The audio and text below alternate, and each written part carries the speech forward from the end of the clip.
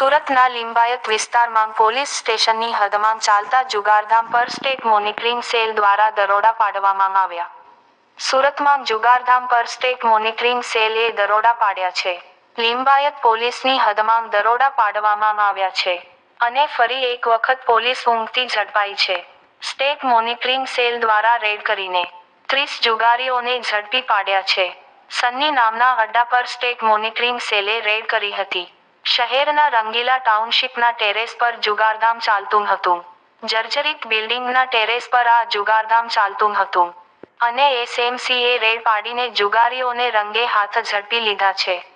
Bamboo વડે plastic બાંધીને જુગારધામ ચલાવાઈ રહ્યું હતું.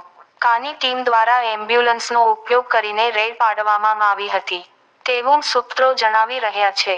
ત્યારે રેડ દરમિયાન સોનુ પટેલ નામનો યુવક પોલીસથી બચવા માટે ટેરેસ પરથી જ કૂદી પડ્યો હતો અને યુવકને ઈજા પહોંચતા સારવાર માટે સ્મીમેર હોસ્પિટલમાં ખસેડાયો છે.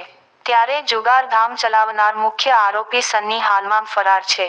લિંબાયત પોલીસના નાક નીચે ચાલતા જુગારધામ પર સ્ટેટ મોનિટરિંગ સેલે મોટી કાર્યવાહી કરી છે અને લિંબાયત પોલીસની પેટ્રોલિંગ અને કામગીરી સામે અનેક સવાલો પણ ઊભા થયા છે. રિપોર્ટર સુનિલ ગાંજાવાલા, સુરત.